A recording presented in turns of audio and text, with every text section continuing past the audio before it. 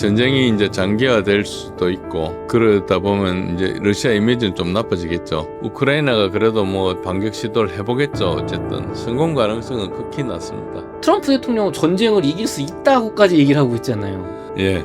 그래서 트럼프 대통령은 말을 들으면 안 되고 행동을 봐야 됩니다. 아, 행동을 봐야 돼요. 굿락이라 그랬잖아요. 네. 자기 행동 안 하겠다는 거예요. 그래서 트럼프는 지는 전쟁에 절대 들어가지 않을 겁니다. 대략 계산해 보니까 11월 정도 되면은 우크라이나가 항복하겠구나 이런 생각을 했어요. 뭐 그 어떤 데이터를 보든지 누계가 좀 심각하다, 어려운 상태에서 우크라이나 군이 전쟁하고 있다 이런 걸 알 수가 있죠.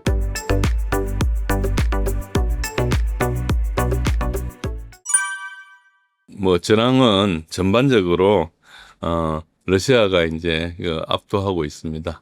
제가 잠깐 지도를 가지고 조금 훑어보겠습니다. 러시아가 압도적이고요. 전반적으로 보면 이제 이 공격 방향이 동부 우크라이나가 있는데 맨 북쪽에 있는 하르키프 지역 그리고 도네츠크, 루안스크 여기가 주공이고 수미 지역은 이제 조공입니다. 수미 지역은 크루스크를 침공했다가 러시아가 다시 역공을 하고 탈환하는 과정에서 버퍼존 완충지대를 확보하기 위해서 이렇게 지금 공격하고 있고요. 그 다음에 이제 요 밑에 있는 자포로지아하고 헤르손은 조공입니다. 남부, 그러니까 남부 조공, 북부 조공이 있는데 현재는 도네츠크에서 상당히 이제 러시아가 많이 공격을 하다 보니까 그게 내려와가지고 옆에 있는 드니프로주까지 이제 침범했습니다. 침범하면서 자포로지아 쪽에 동쪽을 이제 다시 물고 들어가고 있습니다. 그래서 이 핵심이 되는 포크롭스크 여기는 아직까지도 치열하게 전투가 벌어지고 있는데 풍선 효과라 그러죠. 거기에 이제 뚫리면 안 되니까 우크라이나가 계속 막다가 보니까 우크라이나 병력이 부족하니까 다른 데가 좀 약해지면 그쪽에 러시아가 들어가고 이런 식으로 진행이 되고 있다 이렇게 보시면 됩니다. 그래서 여기 큰 전체 흐름이고요. 간단하게 이렇게 수미 지역은 보면 여기 화살표로 해놓은 데가 주공이고 대략 여기가 이제 철수하면서 지뢰지대를 많이 깔아놔가지고 이걸 지뢰지대 개척하기 때문에 진도를 잘 못 나가고 있는데 이거를 벌써 한 달여 전부터 한 6주 이상 전부터 북한군이 와서 이거를 지뢰를 개척하고 나중에 보급로에다가 드론 못 오게 거물을 설치한다. 이런 이야기가 있었는데 지금 현재 그 북한군 공병 투입 자체가 어떻게 됐는지 그 이야기 일체 이야기가 없기 때문에 확인이 안 되고 있습니다. 그런데 아마 그게 맞을 거로 생각합니다. 그 처음에 저 이야기가 나왔을 때는 러시아군이 그 아주 협소한 통로를 이렇게 분대 단위로 분대가 한 줄로 서가지고 세 명 나누어서 이렇게 가는 그런 식으로 지뢰가 많았거든요. 그래서 이제 이걸 장비를 가지고 개척을 해야 되는데 아마 그 인원들을 북한이 도와준다 그랬는데 그 발상까지도 맞았어요. 그런데 실제로 어떻게 되고 있는지 확인이 안 되고 있습니다. 여기서 보면 오른쪽이고 이제 동쪽이죠. 동쪽에 이제 하르키프 주의 볼찬스크 지역인데 여기는 오래전부터 공격을 했었습니다. 이 전체가 다 공방을 하고 있는데 누가 얼마나 뚫고 오느냐 이 부분인데 여기 하르키프가 우크라이나의 제2도시거든요. 그러다 보니까 이쪽을 이제 이렇게 많이 이제 공격을 하고 있고 여기는 그 지난 24시간 동안 좀 전투가 활발했던 데를 그려놓은 겁니다. 립시에서 도심까지는 한 25km 뭐 이 정도 된다고 보시면 됩니다. 그래서 이쪽으로는 그 포병이 닿는 거리이기 때문에 하르키프는 우크라이나 그 국민 주민들이 다 철수를 한 상태고 뭐 남아 있는 사람 그냥 남아 있지만 대부분 그런 상태다 이렇게 보시면 되고요. 그 다음에 이제 다시 시계 방향으로 루안스크가 옵니다. 루안스크는 이미 완전히 루안스크 주는 러시아가 다 장악했습니다. 그리고 그 다음에 하르키프 주 쪽으로 이렇게 넘어가고 있고요. 그래서 중요한 지역이 요 쿠피안스크인데 쿠피안스크라는 도시를 오래전부터 포위를 했었는데 지금은 도심에 들어가 가지고 건물들이 8,000여 채 건물 중에 한 5,900여 채 그러니까 거의 한 70% 가까이를 장악한 걸로 이렇게 최근에 나왔습니다. 아시다시피 이 지도들을 보시면은 항상 가마솥 모양, 가마솥이라 그래요. 이렇게 모양이 생기면 이제 이게 포위를 할 수 있는 그런 단계인데 완전히 포위를 하면은 굉장히 저항이 세기 때문에 길을 열어놓고 이렇게 공격을 합니다. 그러면 이 안에 삼면에서 공격을 받은 적군은 그러니까 우크라이나 군 같은 경우는 못 견디니까 이제 철수를 하겠죠. 철수를 하면서 철수로 상해서 화력으로 좀 때릴 수 있으니까 철수하면서 다 맞는 건 아니고 일부 이제 좀 피해를 입으면서도 철수를 하게 이렇게 놔둡니다. 안 그러면은 공격하는 사람이 피해를 입으니까. 그래서 전선 모양이 이렇게 가마솥처럼 이렇게 동그랗게 계속 있으면은 여기가 곧 이제 여기서 물러나겠구나. 그러면 이제 평평하게 되면 다시 또 집게발을 내가지고 공격하고 이런 식으로 무한 반복을 한다. 집게발을 처음 낼 때가 굉장히 어렵죠. 들어가가지고 공격을 받으니까 거기서 이제 첨입이라 그러는데 확 이제 집어넣습니다. 전력을. 그래서 확대를 해가지고 튼튼하게 하면 이제 공격을 좀 덜 받죠. 그런 과정을 계속 거친다 이렇게 보시면 됩니다. 자, 그리고 이제 그 다음에는 여기서 잠시 루안스크에서 중요한 데는 이 리만 지역입니다.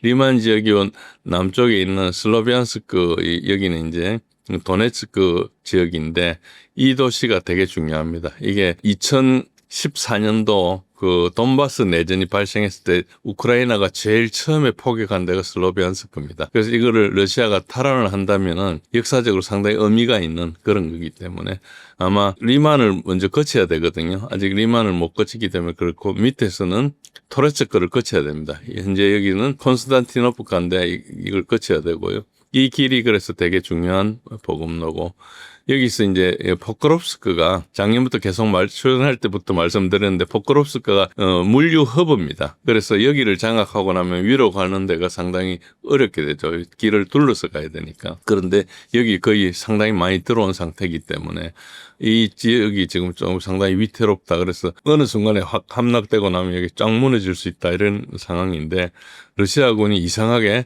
천천히 가고 있습니다. 그래서 그거에 대해서 해석이 분분합니다. 아까 있는 쿠피안스크를 좀 확대해 보면은 이제 이 빨간 데는 러시아가 장악하고 있고 파란 데는 이제 우크라이나가 장악하고 있고 노란 데는 최근에 이제 공방전을 펼치고 있는데 러시아군이 많이 들어왔다 이렇게 알 수 있죠. 이런 상황이고 조금 더 밑에 보시면은 이게 이제 조금씩 달라지죠.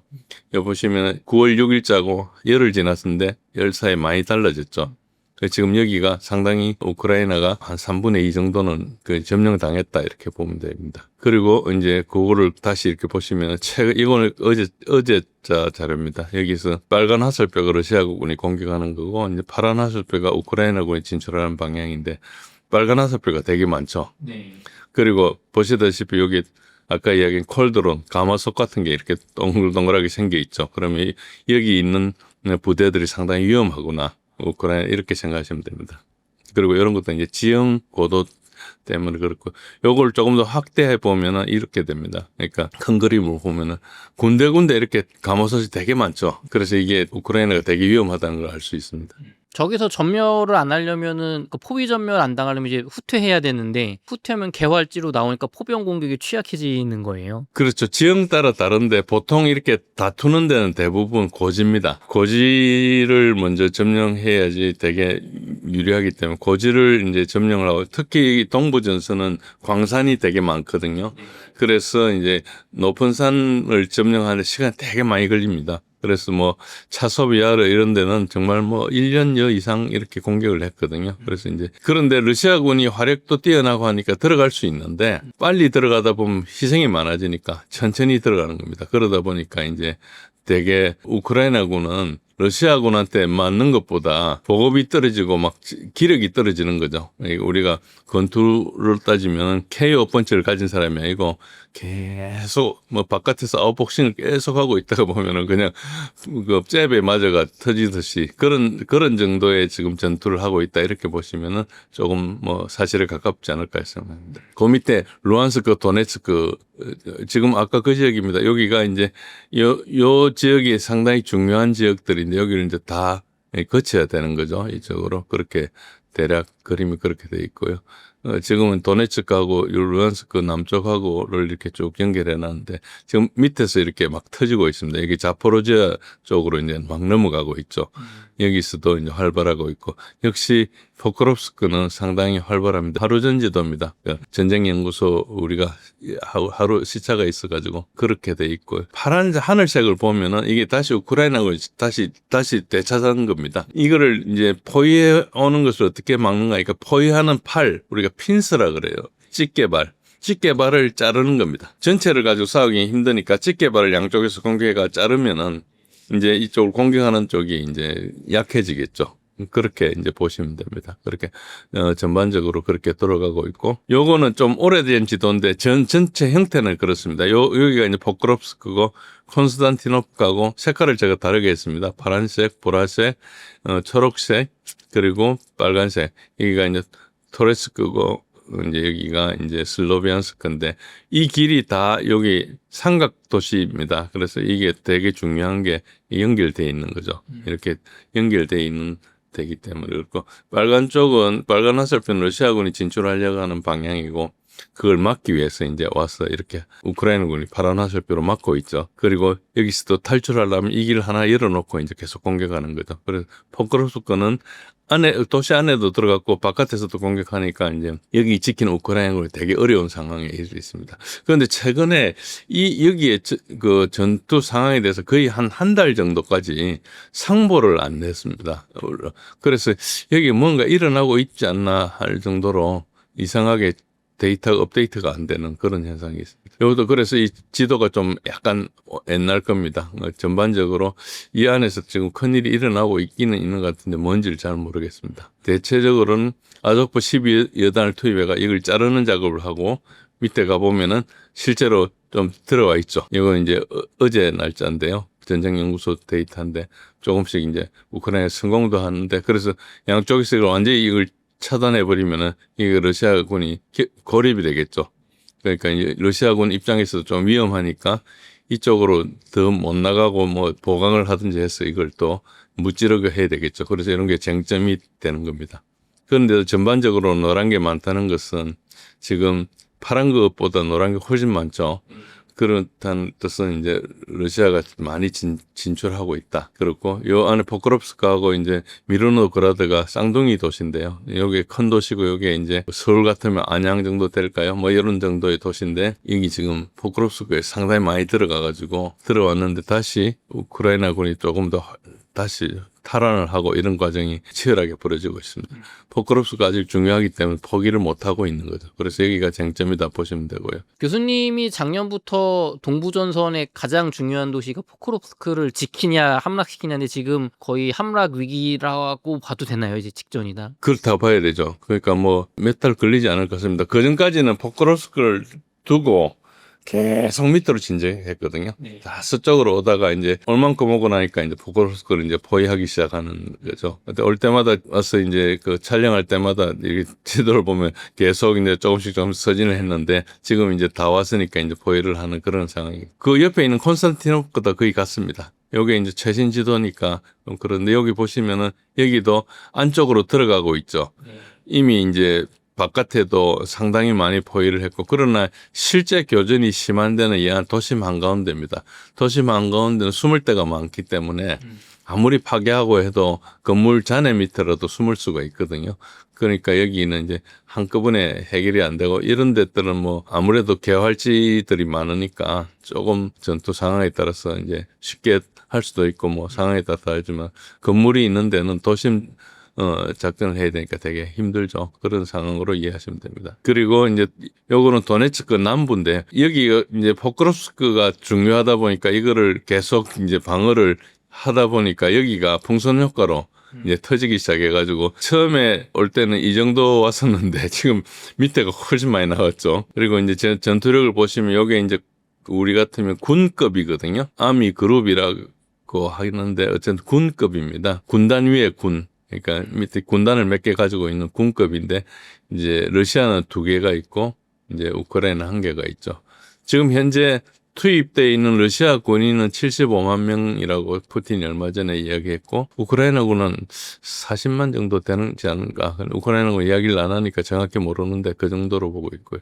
단대어 같은 거 잘 아시면 러시아군 단대어 여기 표시가 있으니까 이거 보시면 이게 군이고 군단이고 뭐 이렇게 사단이고 이게 여단이고 뭐 이런 식으로 있습니다. 어쨌든 요 밑에는 이제 자포로지아 전선입니다. 이게 남부 조공 방향인데, 그래도 여기가 빨간 동그라미가 있는 데가 자포로지아 주의 도시거든요. 네. 이걸 이제 함락하러 가는데, 이제 여기에 이제 드니프로 강 따라가 있습니다. 그래서 사실 여기가 주공입니다. 여기서 되게 가깝기도 하고, 여기 포병을 닫기도 하는데 중간중간에 이렇게 처음에는 오른쪽을 공개가 집게를 벌리고 해서 이렇게 가는 작전을 했는데 여기 잘 맞고 오레호보에서도 이제 아직까지 도달을 못했어요. 러시아군은. 그런데 위에 아까 있는 그 도네츠크 남부에서 밀려가지고 계속 서진을 하다 보니까 이제 여기 자포로지아까지 들어오게 된 겁니다.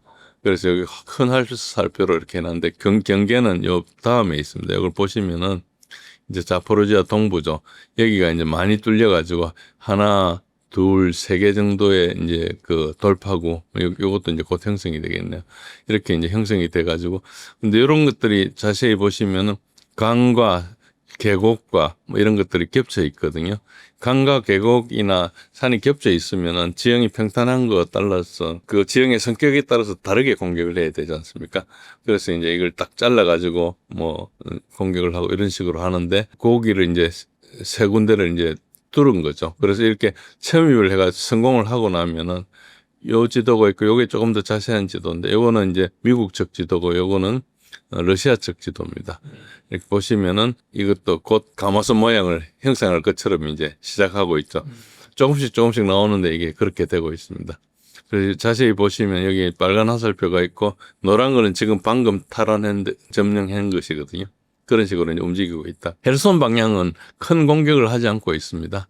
그러니까 여기는 강 때문에 이렇게 있고 러시아군이 2022년 9월 달에 본래 강 너머까지 있었는데 이따가 철수를 했어요. 그러니까 여기가 강이 갈라져 있으니까 거기에 이제 강 그 북쪽에 있는 데하고 강 남쪽에 있는 부대가 떨어져 있는데 만약에 댐을 파괴하면은 수몰이 돼버리 가지고 그 강 북쪽에 있는 부대가 소수가 격리되지 않습니까? 그러면 이제 포병으로밖에 지원을 못 해주고 가가지고 포병으로 갈 수가 없는 거죠.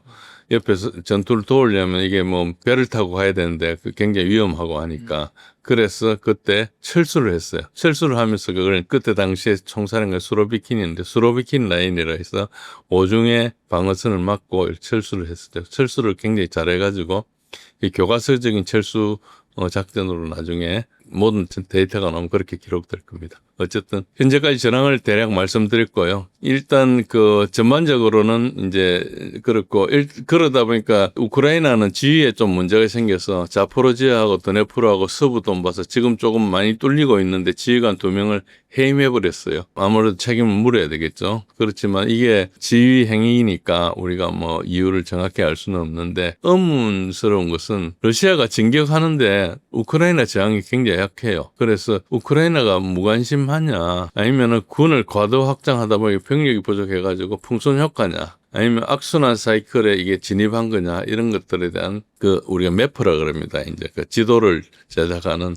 전황 분석하는 사람들끼리 토론이 많이 되고 있는 정확한 정보가 없으니까 이제 하는데 상당히 많은 사진들을 보면은 갔는데 그 소위 말해서 트렌치 참호 안에 참호를 잘 지어놨는데 텅 비어 있는 그런 경우도 상당히 많다고 그럽니다. 저항 없이. 그래서 최근에 조금 속도가 붙는 것 같고 그리고 이제 다른 이유 중에 하나가 이거는 풍선 효과인데 풍선 효과 말고 또 효과가 지역 지휘관들이 과도하게 낙관적인 보고를 계속 이야기를 했는 거예요.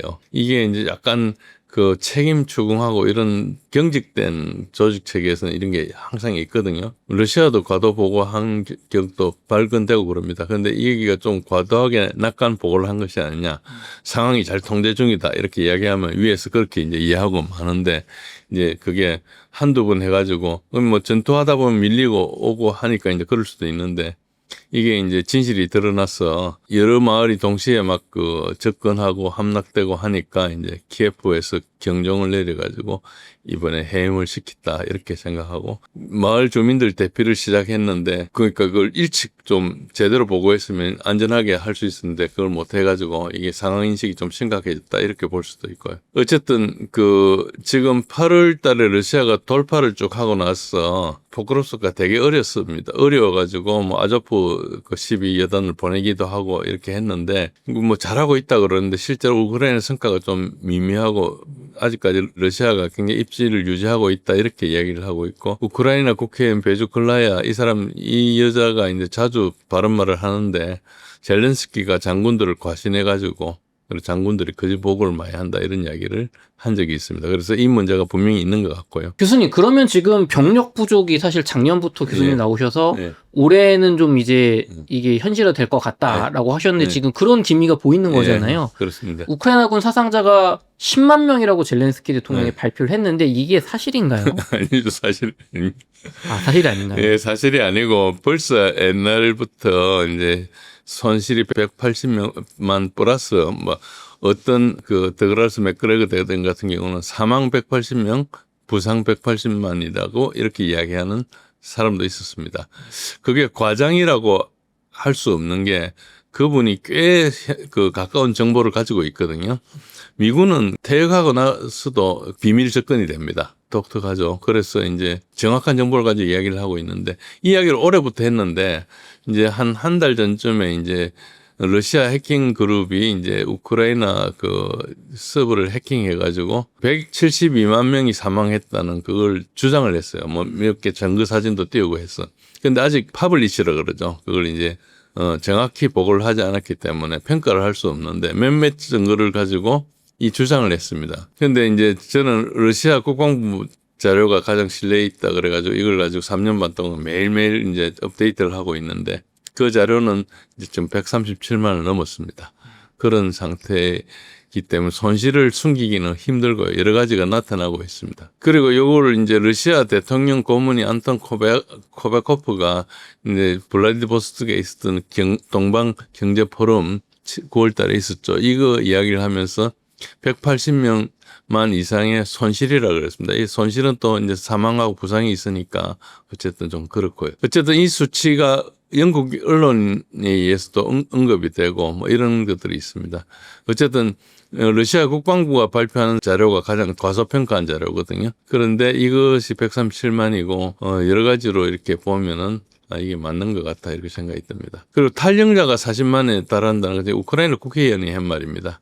작년 말에 제가 말씀드렸을 때 탈영자가 공식적으로 10만을 넘었었거든요. 그리고 이제 너무 많아지니까 우크라이나 검찰청 사이트를 폐쇄해가지고 데이터를 접근할 수 없었는데 이제 실제로 이게 지금 상당히 부풀어 와 있는 것 같습니다. 그래서 이 문제들이 이제 계속 거론되고 있고 그래서 이제 170여 명 저게 맞다 치면은 제가 인원 손실 누계를 가지고 과거 2차 대전 때 독일군 누계 그래프하고 러시아 국방부가 발표한 우크라이나 손실 누계 그래프가 상당히 비슷한 모형을 보여가지고 대략 계산해 보니까 11월 정도 되면은 우크라이나가 항복하겠구나 이런 생각을 했어요. 뭐 그 항복한다는 것 자체가 뭐 어떤 그것 때문에 항복하는 건 아니고 이제 다른 이유 때문에 하지만은 이런 손실이 과도하게 누적되면 국가 기능이 마비되거든요. 그런 것 때문에 이렇게 이제 전망을 한 바가 있는데, 상당히 지금 전황이, 이때까지보다 상당히 어렵게 되고, 지금 그거 말고 해킹 자료를 가지고 이렇게 그거 보면은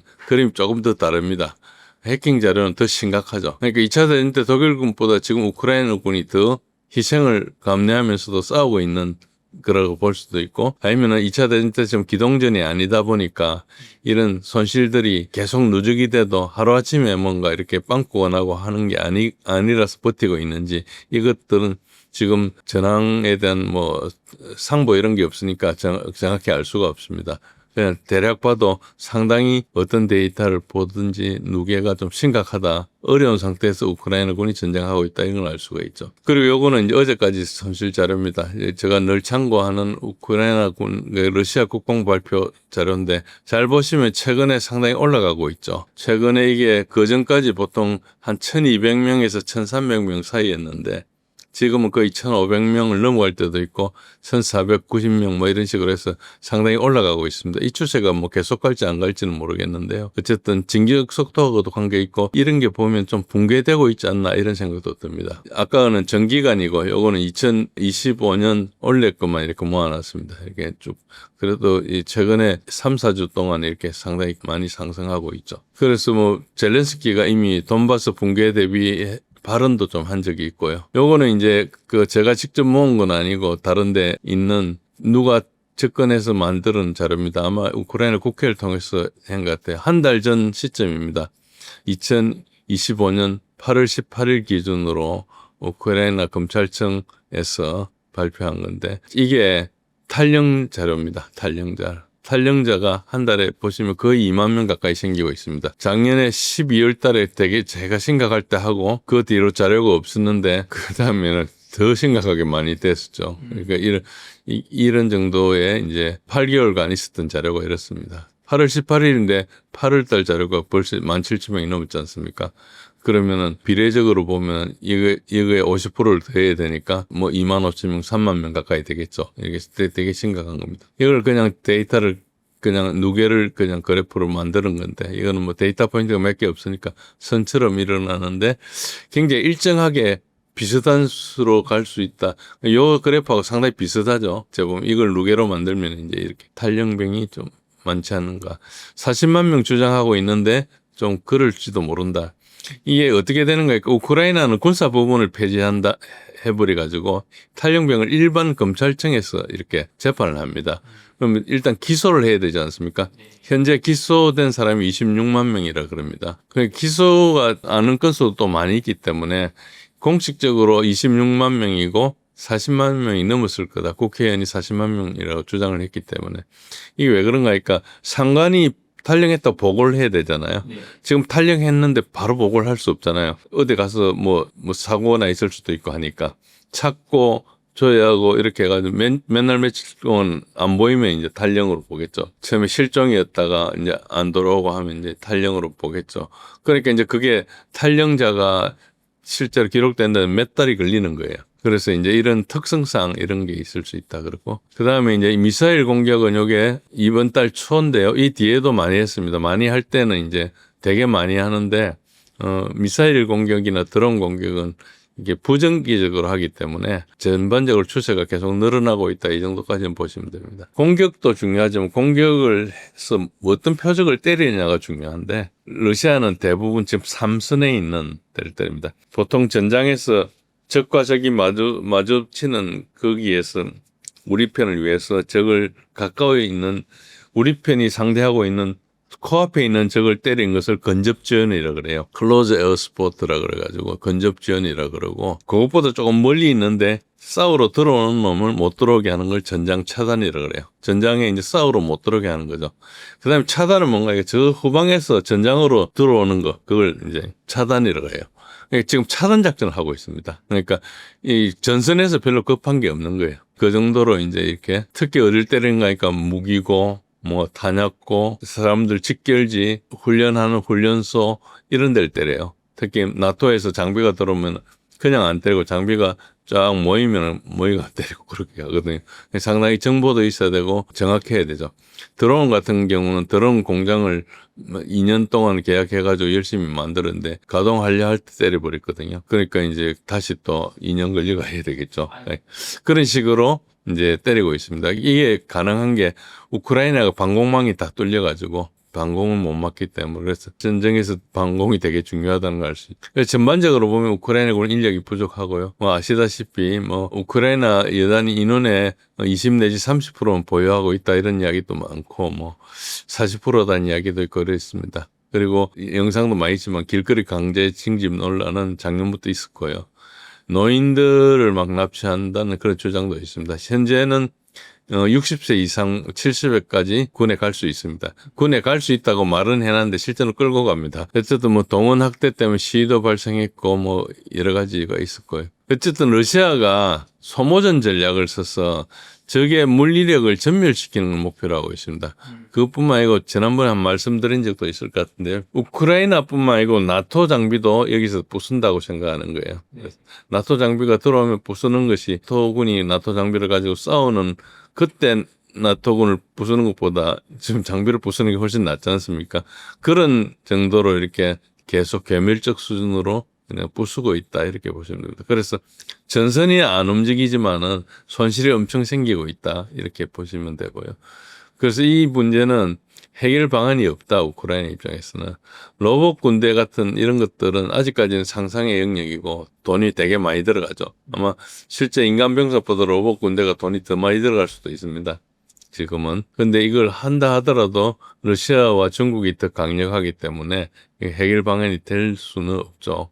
어쨌든 그런 어려운 지경에 있고요. 그래서 뭐 요거는 뭐 지난번에 여러 번 이야기했는데 러시아는 굉장히 인력 충원하는 문제가 잘 해결되고 있고 처음에는 이걸 동원도 하고 뭐 하다가 이제 전부 보너스 주고 이렇게 해가지고 이제 하거든요. 그래서 상당히 돈을 넉넉히 받아가지고 평균 임금에 많을 땐 6배 정도 받는다 그랬습니다. 그래서 지원자가 많이 늘어나가지고 지금 이제 보너스가 좀 줄어들었다. 그리고 미디어조나 BBC 자료도 봐도 러시아 손실이 최근에 급감하고 있고 그렇다고 볼 수 있습니다. 요거는 이제 미디어조나 영국 BBC에서 외주를 조사하는 그 자료인데요.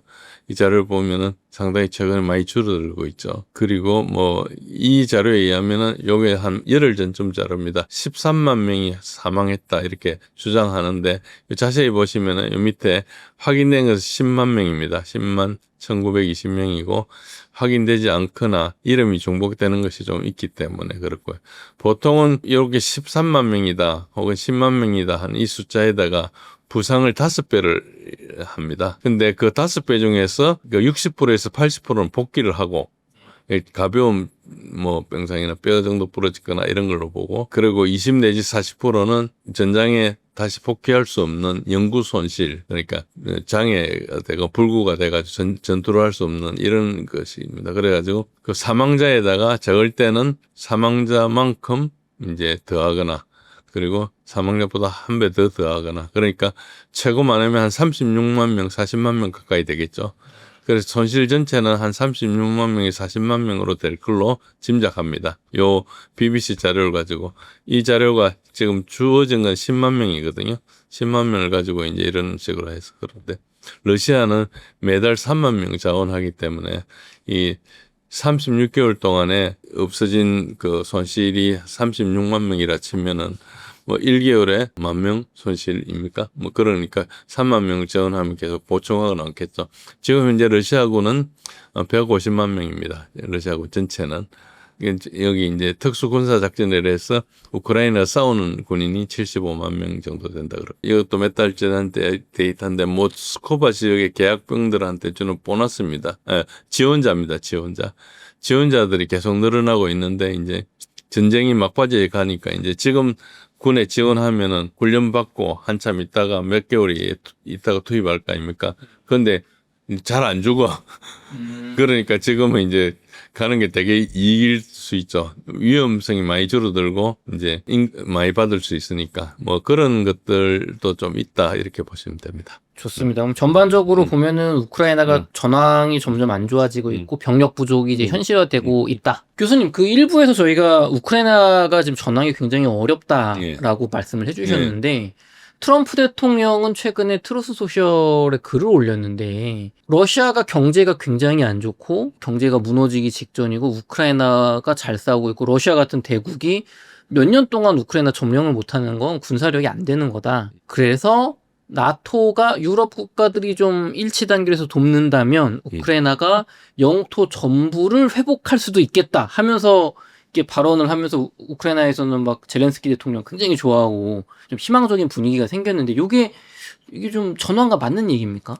그래서 이제 제가 이제 이걸 분석했습니다. 일단 뭐 지금 말씀하신 대로 이제 트럼프가 갑자기 이제 말을 좀 바꿨죠. 지난 몇 달간 우크라이나 영토 양보를 좀 논의했어요. 그리고 돈바스를 포기할 수 없느냐 이런 이야기도 하고 전선을 동결하는 계획도 뭐 이야기했다가 뭐 안 된다 그래 말했고 그러니까 나름대로 이런저런 이야기를 떠보고 했는데 그때 이제 지금 갑자기 뜬금없는 내용을 포스트를 한 거예요. 그러니까 우크라이나가 EU 지원으로 영토 회복이 가능하고 전쟁 승리도 가능하다 이런 이야기를 했고 시간과 인내심과 재정 지원이 되면은 저기 가능하다. 러시아는 종이 호랑이다. 러시아는 휘발유를 구하지 못해서 줄 서 있다.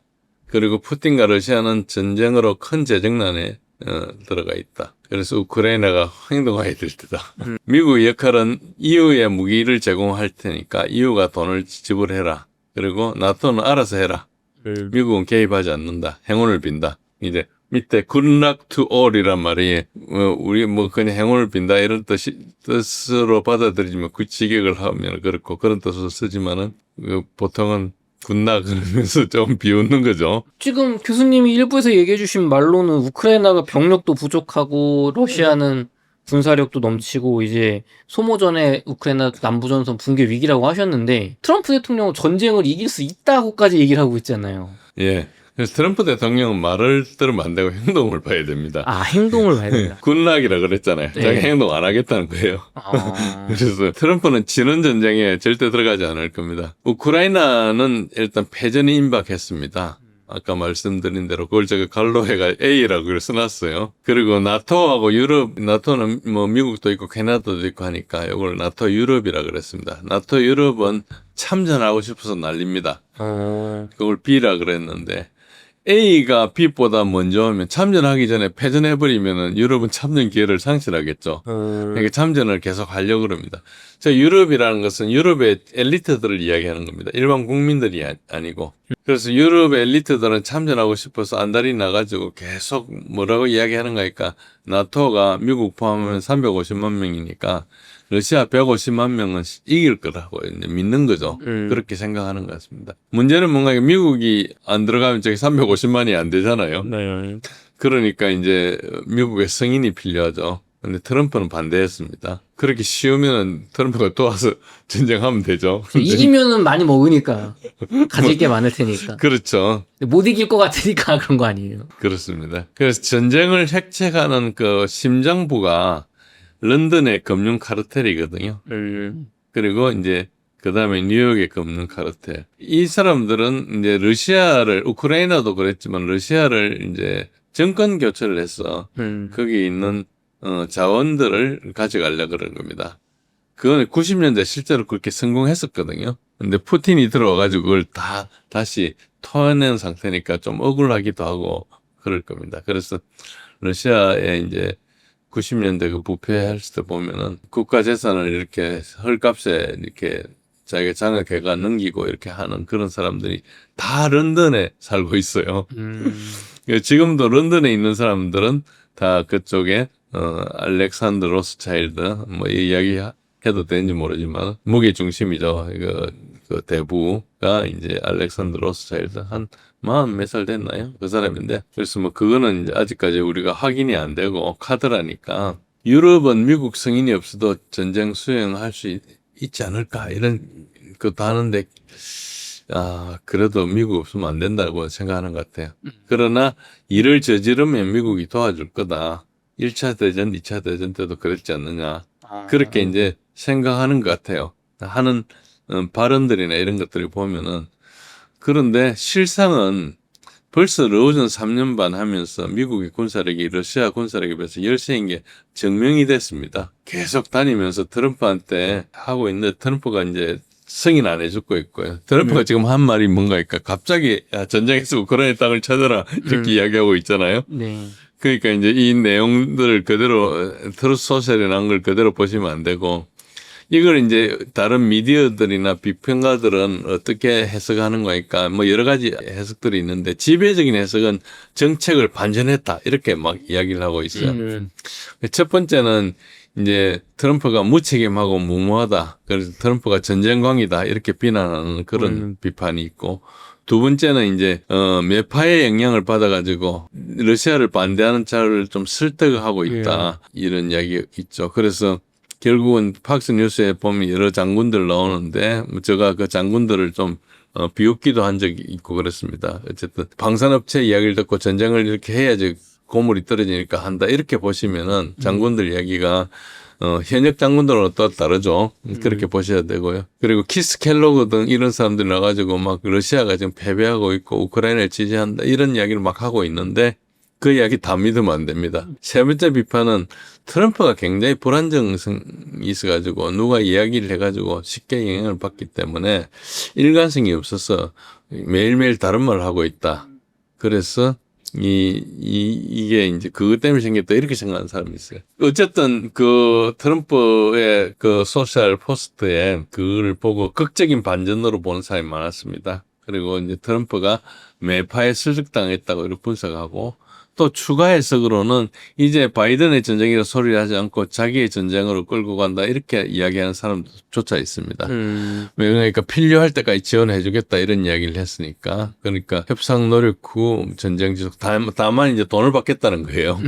그러니까 이제 뭐 돈만 손에 안 보면 뭐 그까짓 거 뭐 우리 병사가 죽어나가는 것도 아닌데 뭐 이런 생각을 해요. 근데 트럼프가 계속 이야기할 때는 사람 죽는 게 너무 어처구니 없으니까 빨리 끝내라 그랬잖아요. 그러니까 이 말을 보면은 그 트럼프의 말을 몇 개만 가지고 보면 앞뒤가 하나도 안 맞죠. 그리고 이제 특히 뭐 유럽 지도자들이 뭐 엄청 환호했습니다. 우크라이나와 유럽 지도자들이 환호했는데 젤렌스키가 유엔 총회를 지금 하고 있는데 거기 가서 자기 연설하고 나오면서 엄청나게 행복해가지고 그리고 트럼프도 칭찬하고 막 그랬고요. 유럽의 이제 EU의 집행위원장인 폰데라이언 그리고 나토 사무총장인 루테는 네덜란드 사람인데 저 사람하고 EU 대변인인 에스토니아의 가야 칼라스 이 사람들이 모두 만족해가지고 트럼프의 설득에 성공했구나 이런 이야기를 하고 있거든요. 과연 그럴까? 그런데 이제 다시 또 보면은 협상 자체는 물 건너간 상태입니다. 제가 1월 25일 날 우리 웅달 책방에 촬영할 때 뭐랬는 협상보다 정전이 빠를 거라고 이야기했습니다. 아마 남미사님 기억하실 거예요. 이게 얼마나 협상이 어려운 거하고 또 하나는 키스 켈로그를 해고해야 된다. 맞아요. 예. 이거 제가 지금 그 8달 전에 한 얘기네요. 이 사람을 해고 안 한 것이 큰 문제를 낳고 있어요. 저 사람이 뭐 정보 실패를 부르는 잘못된 정보를 트럼프한테 막 주는 이상한 이 사람이 정보 책임은 아닌데요. 이제 정보 구조가 어떻게 되는 거니까 털시 개바드로 하는 DNI 국장 그러니까 Director of National Intelligence 이 사람이 이제 NSC를 통해서 대통령한테 정보 보고를 해야 됩니다. 그리고 매일매일 그 PDB라고 해요. 프레지덴셜 데일리 브리핑이라 해가지고 매일매일 이제 1급 비밀을 보고를 하는데 그 트럼프가 좀 안 참석할지도 모르고요. 그걸 골치 아프니까 다 안 볼 수도 있습니다. 약간 노령을 생각하면 그게 가능할 수도 있죠. 그래서 이제 결국은 이 정보라는 게 어떤 문제가 있는 거니까 과거 바이든 때부터 누적된 정보가 계속 있는데 딱 트럼프로 대통령이 바뀌면 누군가 그거를 바이든 거 다 가짜고 새로 해보자 이렇게 되진 않지 않습니까? 그냥 그날 업데이트하는 거죠. 특히 러시아군하고 이런 피해는 우크라이나에서 제공해 줄 거 아닙니까? 아무리 미국이 봐도 우크라이나가 직접 싸우니까 거기서 전투 상보를 매일매일 잡아가지고 이제 그 상부에 보고하면 그걸 지켜해가지고 할 거거든요. 그러니까 우크라이나에서 계속 과장을 했어요. 그런데 뭐 그거를 미군이 가가지고 너가 왜 정보를 과장했냐고 감사할 수도 없는 것이고 그냥 그 정보를 그냥 전해주는 거죠. 그래서 그 정보를 물론 미국이 이제 정확하게 그 나토를 통해서 하겠지만 실제로 지금 독일에서 지휘를 하고 있어요. 사실상 작전 통제 비슷하게 하고 있는데 그런데 어쨌든 지금 현재 NSC는 NSC 의장이 없는 상태입니다. 마이크 월츠가 있다가 해고돼 가지고 지금 유엔 대사를 하고 있거든요. NSC 국가안보보좌관을 마르코 루비오 그 국무장관이 겸임하고 있어요. 겸임하고 있다는 것은 그냥 여기가 헤드가 없이 돌아가는 거죠. 그러니까 여기 NSC가 지금 엉망으로 돌아가고 있는 겁니다. 그런 상태에서 이제 트럼프는 누구한테 한 소리 듣고 이제 저렇게 이야기를 하겠죠. 그래서 저 정보 실패는 그때 제가 털시 게바드가 되면은 상당히 개선될 거라. 그런데 인준이 심할 때는 막 100일까지도 가기 때문에 저걸 빨리 해야 된다. 그렇게 말씀드렸었습니다. 그런데 그 인준은 금방 됐는데 정보 실패는 개선이 안 된 것 같습니다. 트럼프 대통령이 하는 이야기가 엄청나게 많이 죽는다고 이야기하고 있거든요. 그러니까 그 이야기를 들어보면 러시아가 피해가 굉장히 많은데 전진을 하는 이상한 상황인 거죠. 러시아군을 길거리 잡아가는 것도 없고요. 뭐 동영상 되게 많이 나오지 않습니까 요즘은. 길거리 잡아가는 거 없어요. 그리고 러시아군 묘진도 이렇게 인터넷에 돌아다니는 거 거의 없어요. 그러니까 되게 이상하죠. 그래서 어쨌든 이런 이상한 상황이 있기 때문에 정보 실패가 있다. 그렇게 보시고요. 제가 교수님 말씀에 한마디만 첨언을 하자면 그 시청자분들 중에서는 아니 미국 정도의 저런 높은 사람이 음. 어떻게 음. 현실을 모를 수 있냐라고 하시는데 음. 실제로 베트남 전쟁에서 남베트남이 패망할 때 남베트남에 가 있는 미국 대사였던 마틴 그레이엄 대사는 사이공에 함락돼서 헬기에 탈 때까지도 현실을 인지를 못하고 베트남이 이길 수 있다라고 잘못 생각을 하셨다고 합니다. 그러니까 예. 이게 현실하고는 안 맞을 수가 있는 거죠, 생각이. 예, 지금은 무서졌을 건데 30몇 년 전에 한 40년 가까이 전에 나온 그 미국의 영화가 다큐멘터리가 있었는데 제목이 뭐였는가니까 이제 판도라즈 박스라 그래가지고 월남전을 관리한 부분이 나옵니다. 그때 미국이 컴퓨터를 가지고 관리를 했거든요.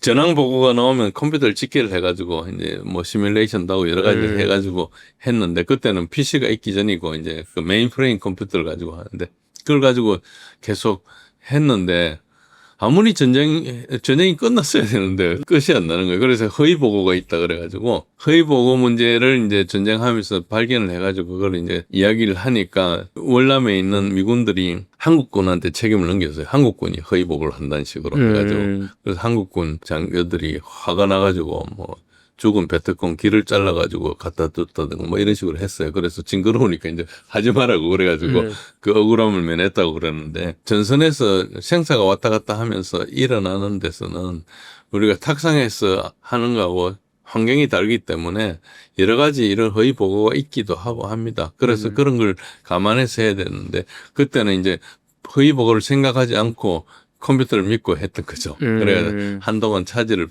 비쓴 적이 있고 그랬습니다. 어쨌든 이 말씀을 조금 더 드리면은 이제 트럼프 부분을 좀 더 이야기하면 이게 트럼프가 한 이야기가 표면적으로는 반전으로 들리잖아요. 네. 입장을 뒤집었으니까. 유턴했다. 네. 그렇게 생각하는데 사실은 잘 보면 일관성을 유지하고 있습니다. 그래서 앞에 했던 비판들이 오해라고 해석했던 비판들이 좀 잘못됐다. 트럼프 정책에 반전이 없다. 저 그걸 설명드리겠습니다.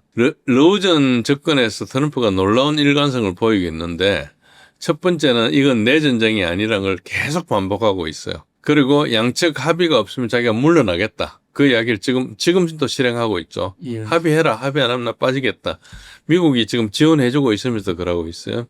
그러니까 두 번째는 미군이 관여하지 않고 미군과 공짜로 지원하지 않겠다. 그래서 EU한테 팔 테니까 너가 알아서 해라. 싸우고 싶으면 싸워라. 이 이야기예요, 지금. 야, 싸워라. 이렇게 명령을 내린 게 아니고, 군락이라는 게 그런 뜻이에요. 그러니까 굉장히 시니컬하게 이야기를 하는데, 뭐 사람들이 트럼프가 뭐 저렇게 시니컬할 지능이 될까? 뭐 이렇게 의심하는 사람도 있는데, 어쨌든 뭐 그렇게 보는 것도 있고요. 트럼프가 미국 이익을 우선시하면서 유럽을 이용하려 한다. 이런 생각이 되게 많죠. 그리고 EU에 대해서 트럼프는 일관되게 비판적인 태도를 보였습니다. EU를 비하했습니다. 미국을 이용하는 게으름뱅이라는 이야기를 했고요. 행정부 초기 1월 20일 출범했는데 2월 달에 가가지고 나토 지출 5% 증가를 요구했어요. 그 EU 대응은 사실상 5%는 불가능합니다. 이 경제학자 다 분석해 불가능한 거예요.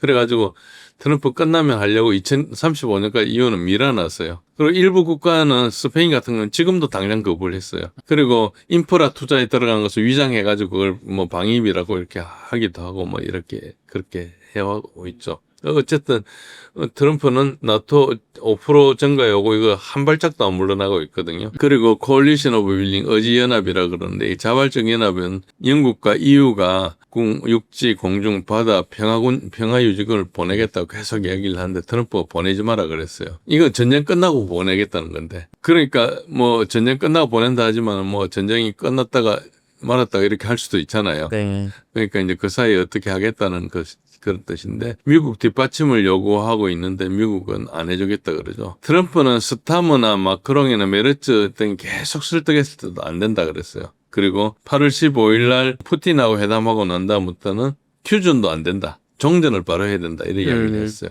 그러니까 지금까지 공식적으로는 되게 일관성을 유지하고 있습니다. 그런 상태이기 때문에 자기 트루소설 썼던 거하고 내용이 다르다고 볼 수는 없습니다.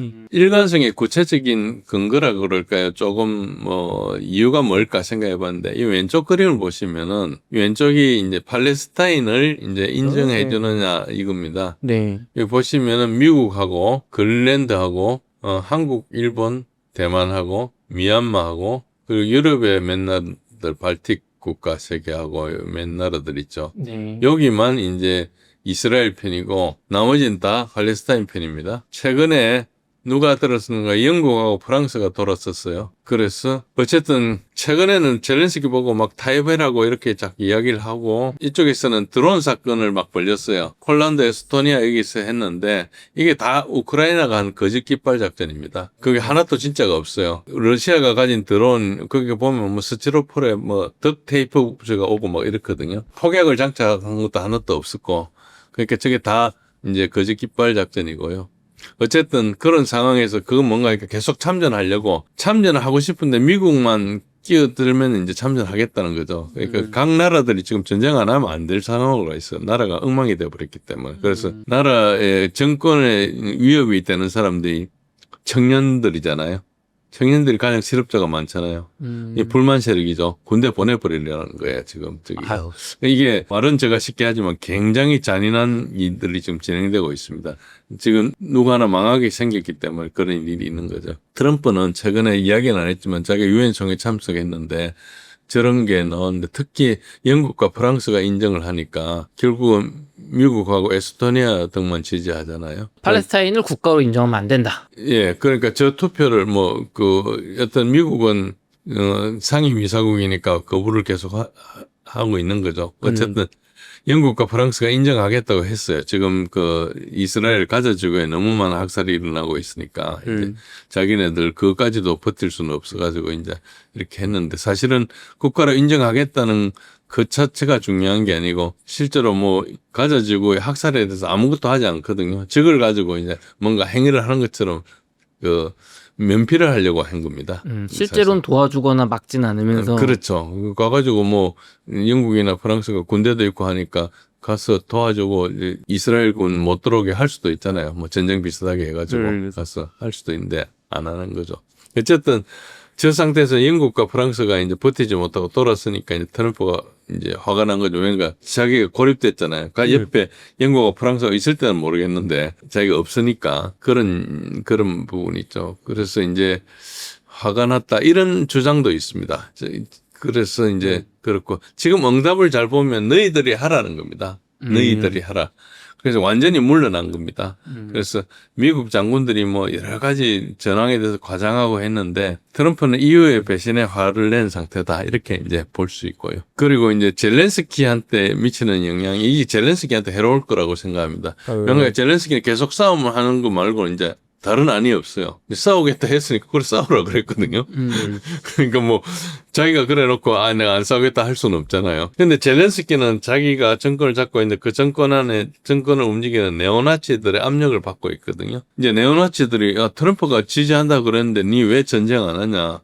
평화를 뭔가 이야기하려 해도 기회 자체가 박탈된 거죠. 그래서 젤렌스키는 싸울 수밖에 없는 상황이 됐어요. 그러니까 미국이 저렇게 나오니까 이제 협상밖에 답이 없다라는 말을 젤렌스키가 했을 때 예전에 그래도 좀 먹힐 여지가 있었는데 이제는 아니 미국이 지원한다는데 너 그런 소리 왜 하냐 해서 아예 협상 기회를 박탈당한 거다라고 보시는 거예요. 그렇죠. 그러니까 다시 좀 이야기해가지고 우크라이나군 보고 죽도록 싸우라는 거예요. 그게 지금 더 빨리 끝난다고 생각하는 거죠. 공식적으로 한 말을 보면 그렇지 않지만 뜯어보면 그렇습니다. 그걸 전혀 모를 리가 없잖아요. 말은 어떻게 해도. 그래서 이제 트럼프가 러시아를 종이 호랑이라고 막 이야기를 하고 그랬어요. 종이 호랑이가 아니죠. 러시아가. 펜타곤에서 조언을 하기 때문에 많은 내용을 안다봐야 되고요.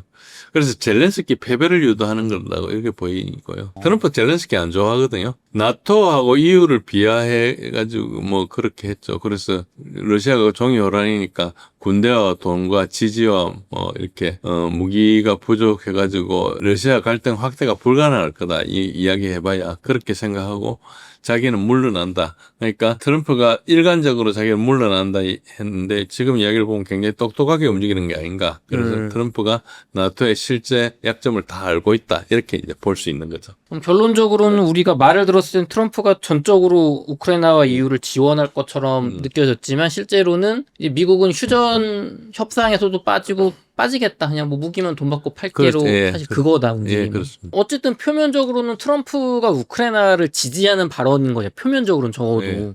그럼 러시아 쪽에서도 종이 호랑이라고 그러고 무시하니까 분명히 화가 많이 날 것 같은데 일단은 푸틴이 그러면은 트럼프 대통령을 뭐 이제 협상에서 뭐 빠진다고 하니까 이제 저 사람 나랑 관련 없는 사람 뭐 포기하고 전쟁에만 집중할지 아니면 뭐 협상하자고 할지 이제 러시아의 대응은 좀 어떻게 될까요? 러시아는 여기서 완전히 제외돼 있다고 보면 됩니다. 러시아하고 그 미국하고 이 사이의 거래는 우리가 아는 거 말고 비밀리에 하는 게 너무 많을 거거든요. 보세요. 전쟁판에 있는데 유럽하고 젤렌스키는 지금 뭐 엄청나게 지금 죽고 여기 경제적으로도 망가지고 지금 유럽은 난리거든요.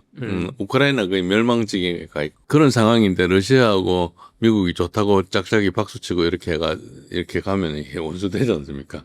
그러니까 이게 물 밑에서 많은 거래가 있어도 겉으로 표정 관리해야 되는 거예요. 러시아는 지금 전쟁을 하고 있고 그런데 이제 러시아하고 미국 관계가 좋을 거라는 것은 여러 가지 조짐이 있거든요. 8.15 회담하고 나서 지금까지 뭐 별 게 없어가지고 식었다는 이야기도 있고 뭐 여러 가지 주장이 있고 지금 이걸 액면 그대로 해석해가지고 지금 뭐 트럼프가 돌았었다고 이야기하는 해석도 있고 여러 가지가 있는데 정말은 알 수가 없죠. 그러나 이제 지금 말씀드린 것은 최선을 다해서 이제 추정한 걸 말씀드린 거고요. 기본적으로 러시아하고 미국 사이의 관계는 세상에서 지금 제일 좋은 관계다. 미국 입장에서도. 네. 일단 그렇게 생각하시고 일단 보면은 조금 설명이 더 잘 될 겁니다. 지금 러우전이라는 것은 3년 반 동안 국제 정세에 엄청나게 영향을 미친 건데 러시아인들이 트럼프의 평화 이니셔티브를 포기했는가? 트럼프가 평화롭게 한다는 걸 이야기하고 속았다 생각하겠네요. 그렇게 할 수도 있죠. 뭐 일본 국민들은 뉴스만 보고 하니까 러시아의 지도부 반응을 봐야 되잖아요. 네. 지도부가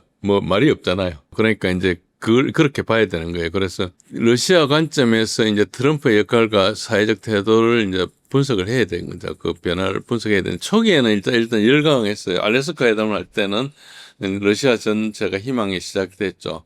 그러다가 러시아가 이제 그 돌파구를 기대했지만은 별로 안 나오고 뭐 처음에 악수하고 레드카펫에서 열광하고 했는데 여러 가지 상징적으로 새로운 시작한 건 맞습니다. 그리고 평화협상 가능성에 대해서 낙관론도 있었는데 그때는 이제 트럼프를 평화 중재자로 일단 보기 시작했죠. 그래서 이제 서구의 제재 속에서 미국이 그래도 돌아오는구나 해서 갈망을 했는데 지금 좀 환멸을 느끼죠. 이건 대중들이 하는 이야기입니다. 대중들은. 이게 대중들은 일단 형식 중심의 이제 서구적 접근으로 보는 그런 시대가 있어요. 러시아가 뭐 사개주 그리고 민스크 플러스 이런 것들을 조건을 그러는데 서구 반응은 젤렌스키 푸틴 회의만 자꾸 이야기를 하고 그런 이야기를 안 하고 내용 무시하는 데다가 미디어가 계속 푸틴을 협상 테이블 오라는 어리석은 논점 계속 이야기하고 있고 하니까 이제 언론을 보는 사람 답답하겠죠. 그리고 러시아는 푸틴이 협상 준비되어 있다고 보지만 서구는 실질적으로 논의를 회피하고 있는 거예요. 그러니까 약간 왕따 비슷하게 돼 있죠. 그리고 이제 두 번째 한멸은 트럼프가 적대적 메시지를 일단 붙잖아요. 그러니까 네. 미국 무기를 뭐 사라 그러고 러시아 석유를 사지 마라 그러고 거래국을 처벌하라 그러고 이런 이야기는 표면적으로 분명히 러시아 경제를 훼손하는 시도고 그러니까 이 평화 협상이 이제 약화되겠다. 그리고 트럼프가 이제 적대자가 아니냐. 이렇게 이제 대중들 생각하는 것이죠. 그렇게 당연히 생각할 수 있죠. 트럼프의 경제 압박은 이제 러시아의 생존 위협이기 때문에 이게 이제 굉장히 큰 압박이거든요. 그래서 뭐 그걸로 잘 버티고 있지만은 그래도 이제 이런 소리 들으면 기분 나쁘죠. 세 번째는 이제 유럽의 적대국인 우크라이나 점령을 유럽이 이제 점령하려고 하고 있는 거죠. 왜냐하면 실제로는 평화유지군 명목에 원정군을 파견한다 그러지만 이건 사실 실제로 점령이라 볼 수 있어요. 이게 2차 대전 때 루마니아는 지금 그 우크라이나 접경에 있지만 루마니아는 나치하고 같이 싸웠어요. 그래서 이 루마니아군이 오데사를 주둔했는데 이걸 이제 러시아 사람들 그때 당시 소련이었죠. 소련 사람들은 되게 안 좋게 생각했죠. 유럽의 평화유지군도 2차 대전 때 루마니아 군이 오데사에 온 것 같은 그런 기분을 가지고 있는 거예요. 그래야 러시아 반응이 이제 총참모부 지도에 오데사, 하르키프 이런 걸 이제 포함한 걸 제시를 했어요. 이게 이제 역사적 트라우마를 자극해가지고 러시아의 강경화를 좀 유도한다 이런 측면도 또 있고 그런데 여기 보시면은 여기가 이제 루마니아가 2차 대전 때 오데사를 점령한 겁니다. 여기 41년부터 44년까지 오데사항을 여기죠. 여기가 그런 상황이고요. 그래서 게르시모프 참모총장 사진에 이게 우크라이나 지도가 이렇게 걸린 게 노출이 됐었어요. 네. 한 달쯤 전인가. 그래가 전부 이거 가지고 그때 뒤집어졌는데 요걸 지도를 자세히 확대해 보면 여기가 오데사거든요. 빨간 동그라미 있는 데가. 여기를 이렇게 지도를 이렇게 해놨죠. 이게 이제 러시아 땅인 것처럼 했어요. 여기 우크라이나에서. 그래서 러시아는 이렇게 영토를 차지할 것 같다는 암시를 줬죠. 아무 말도 안 해서 지도만 딱 이야기하고. 저기 다 의도가 있는 거군요. 그렇죠. 이게 특히 이제 이게 평화유지군 이야기를 하니까 루마니아 생각이 나는 거죠. 루마니아가 중요한 오데사를 점령했거든요. 그러니까 이제 이렇게 보이는 거죠. 요거는 이 지도는 고도의 심리전이라 볼 수 있죠. 그리고 이제 젤렌스키에 대한 불신이 있죠. 그래서 뭐 발언과 도발, 이건 젤렌스키는 신뢰가 거의 상실된 상태고, 지금은 어떻게 이야기하는 거니까 승리를 우크라이나 국가화가 보존되기만 해도 승리한 거다. 멸망만 당하면 승리한 거다. 이렇게 이야기하죠.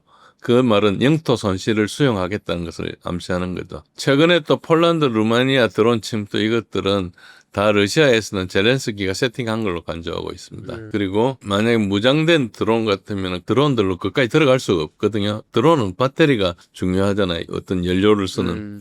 그 연료 때문에 갈 수 있는 데 한계가 있어요. 그 러시아에서 그걸 보내려면 벨라루스를 통해서 이렇게 보내려면 어려운데 어쨌든 대부분 세팅을 생각하고 있습니다. 결국은 이제 젤렌스키 정권 신뢰가 불가하기 때문에 제거 필요성이 대두되고 있고, 여러 가지 젤렌스키가 이중적 태도를 보이는 것은 나토 개입을 유도하는 걸로 보이기 때문에 얘는 협상을 지금 할 생각이 없다. 젤렌스키는.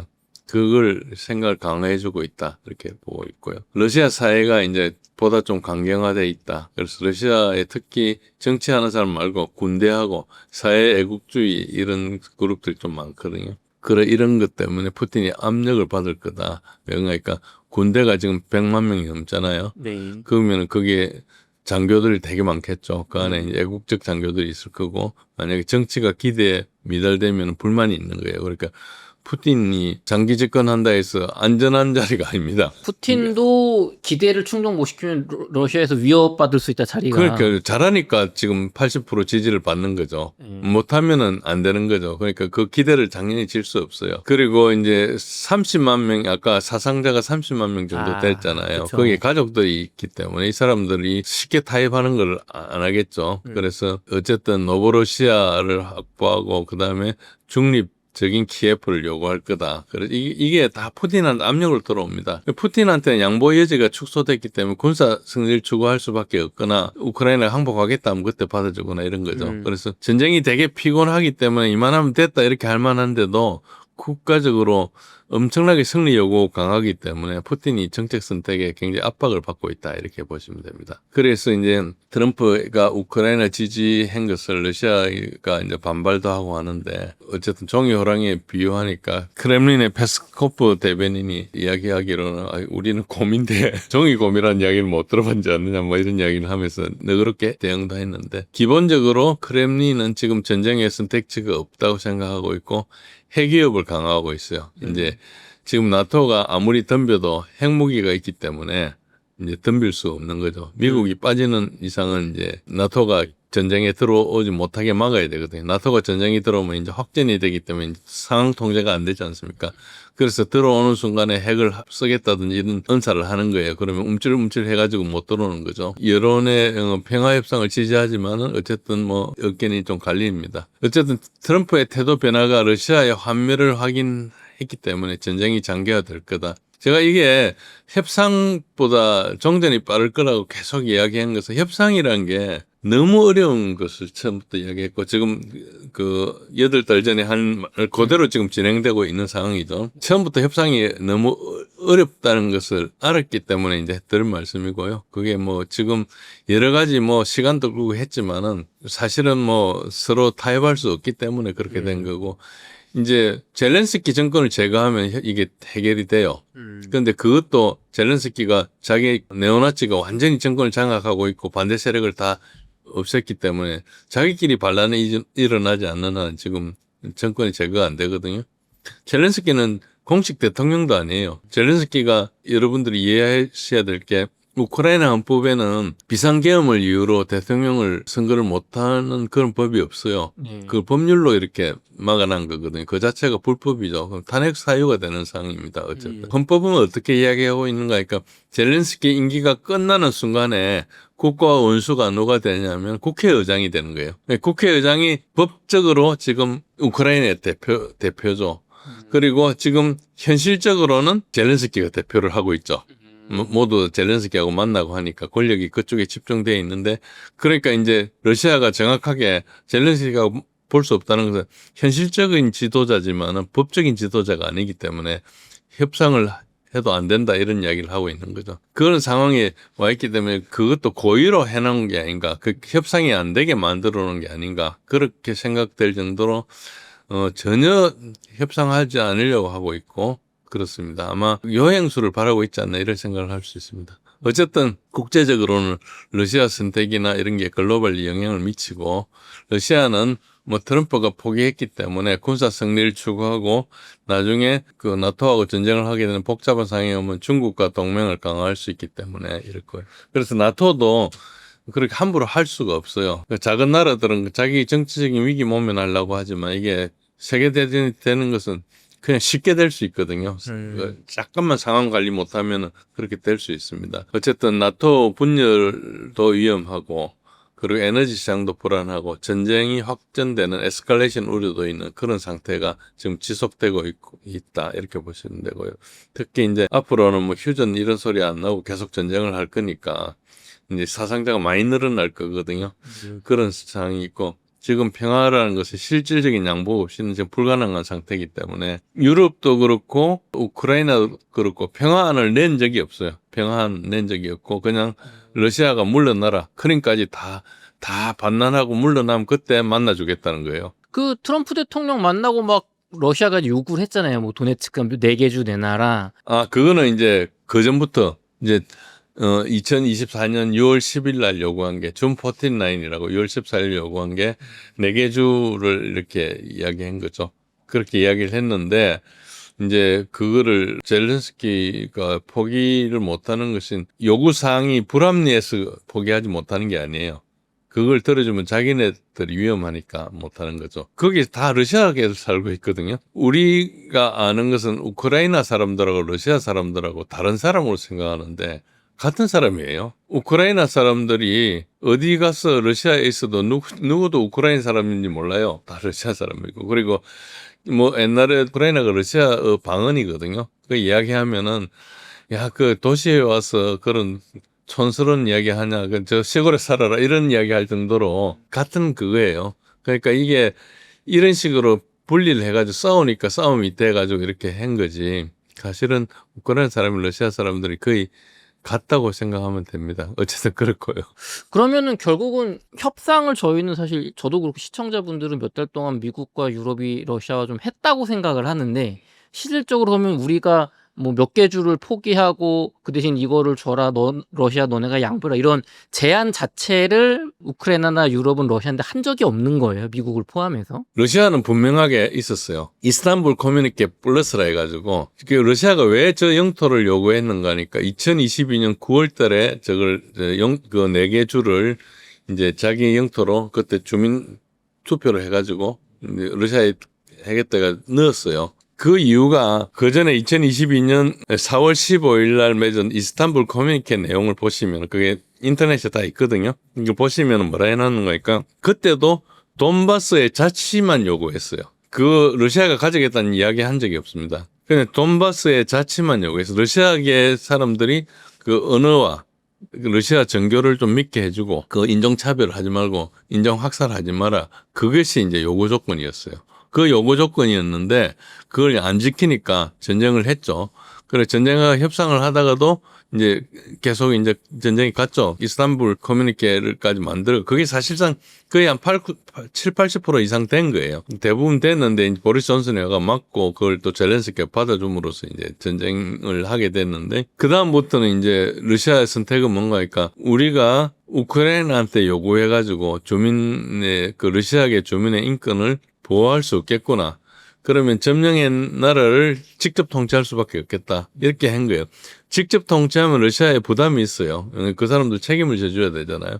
당장 연금 수급자들만 늘어나잖아요. 어쨌든 그러니까 그 나름대로 그래도 이제 동족이라 생각하니까 이제 그렇게 한 거죠. 사실은 뭐 인종적이라기보다 그게 문화적인 에스닉이라 그래요. 그 타타르족도 있고 여러 사람들 있지만은 러시아어를 하고 러시아 정교를 믿으면 러시아인으로 하죠. 러시아도 미국만큼 다인종 국가거든요. 그런 걸 이제 2022년 9월에 했기 때문에 그거 내 나라를 이제 러시아로 이제 병합을 했기 때문에 이제 그 다음부터는 그거를 하려면은 이제 고도의 정치적인 행위가 있어야지 가능한 거죠. 그런 상태로 그것만 이야기했어요. 그리고 자꾸 서방에서 이제 나토를 자꾸 동진하니까 그 문제하고 우크라이나의 그 네오나치들이 이제 잔악행위를 하니까 그걸 요구한 거죠. 그래서 그거는 똑같습니다. 똑같는데 만약에 우크라이나에서 평화안을 가져오면 러시아는 협상을 할 거예요. 그런데 평화안 자체를 안 내니까 EU의 외무장관인 카야 칼라스가 푸틴을 안 만나줘요. 범죄자니까.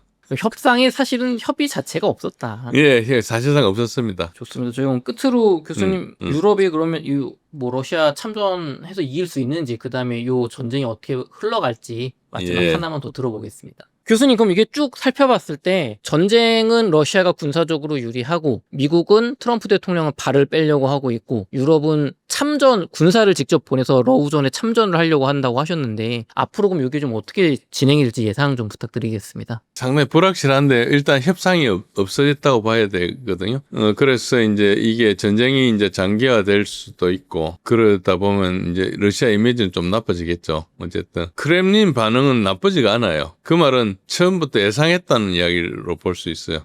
러시아를 종이 호랑이로 비유한 것에 대해서 뭐 반박하는 게 아니고 그냥 기자가 이야기하는데 웃으면서 러시아는 곰인데 호랑이에 비유하지 말고 근데 우리가 종이 곰이라는 이야기인데 종이 곰이란 말은 없지 않느냐 그런 이야기를 했어요. 그 말을 자체가 뭐 그렇게 심각하게 생각 안 한다는 이야기죠. 그리고 이제 트럼프가 계속 러시아 에너지 구매 중단을 요구했는데 헝가리가 가장 논란이에요. 근데 헝가리는 내륙 국가니까 LNG 터미널 건설하고 뭐 이렇게 하려면 돈도 많이 들고 굉장히 어렵지 않습니까? 바닷가에 있어야지. 근데 바닷가가 없으면 이제 저게 힘들죠. 근데 헝가리가 할 수 없는 이야기를 하거든요. 오르반하고 트럼프도 친해요. 그래서 이제 저것 자체도 실행력이 있는지 모르겠어요. 어쨌든 트럼프가 오르반을 위기에 처하게 하진 않을 거거든요. 어쨌든 아마 뭐 그건 열혈시키겠죠. 그러니까 저게 바른 대로 딱 떨어지는 게 아니고 되게 복잡한 사안이 많다 이런 것이고 트럼프의 정책 변화 배경을 월스트리트 저널 같은 데서는 트럼프가 젤렌스키와 만나고 네오콘의 고문인 키스 켈러그나 마이크 월츠의 조언을 받아서 했다 이렇게 이야기하는데 월제 조장을 들어보면은 뭐 러시아는 최근 몇 년간 진전이 미미했다 이런 이야기 하는데 사실은 엄청 다른 이야기입니다. 우크라이나 20%를 점령했을 뿐 아니고 거의 괴멸시켰거든요. 우크라이나 군을. 자기 다 알고 있는 이야기를 저렇게 하고 있을지도 모르겠습니다. 어쨌든 공식적인 이야기하고 너무 신현실하고 다르니까 그렇고요. 그리고 이제 트럼프가 고문을 잘못 선택했다. 그래서 키스 켈로그나 저런 사람들이 결국은 잘못했다. 이런 평가도 있습니다. 저는 저거 옛날부터 한 이야기인데 최근에는 저런 이야기가 좀 나오고 있어요. 저 사람을 이야기를 들어가지고 지금 좀 망했다. 이런 이야기도 하고 있고. 뭐 그런데 그거는 진정성을 잘 모르겠어요. 그런 이야기가 나오고 있습니다. 어쨌든. 러시아의 군사적 정치적 진전을 이제 강조해서 어쨌든 2025년도에 러시아가 조금 더 추가 진격을 할 거고 그렇게 예상이 됐고 결국은 트럼프 고문들이 현실과 동떨어진 조언을 제공해가지고 실패한 게 아닌가. 그래서 뭐 그냥 트럼프가 사실상 포기하고 그냥 알아서 해라 낙에 빠지겠다 이런 상황이 된 걸로 보고 지금 트럼프의 리더십도 굉장히 좀 부재한 걸로 보입니다. 자기가 올바른 사람을 못 썼기 때문에 그런 건데 트럼프의 목표는 우크라이나 전쟁에서 자기가 분리하는 것이었거든요. 그래서 그거는 어느 정도 달성이 됐어요. EU가 재정적인 나토가 무기 지원을 하고 미국은 무기 판매만 하는 식으로 이렇게 했는데 저게 사실은 그게 오래 지속이 가능한지도 잘 모르겠습니다. 어쨌든 문제점은 뭔가니까 자꾸 자기 책임을 회피하고 거래적 관계로 계속 전환을 하고 그러니까 옆에 다른 사람들한테 부담을 계속 주는 거죠. 유럽에 부담을 주고 전쟁도 장기화되고 그러니까 아무것도 끝내지 않고 나는 빠지겠다는 거거든요. 그러니까 뭐 24시간 안에 그럼 그렇게 했으면 좀 달라졌을 건데 지금 이따가 8달이 지난 다음에 저렇게 얘기하고 있는 거죠. 그래서 리더십이 그 방향 설정을 한 다음에 추종을 유도해야 되는 그런 리더십이 되는데 트럼프는 계속 오락가락 이렇게 했거든요. 우리가 봐도 오락가락 했잖아요. 그 진전이었고 그런 상황이기 때문에 이제 더 큰 것은 이유가 자금이 고갈되면은 어떻게 되느냐 하면은 이제 줄 돈도 없는 거예요. 그렇게 되면은 굉장히 심각해지는 거죠.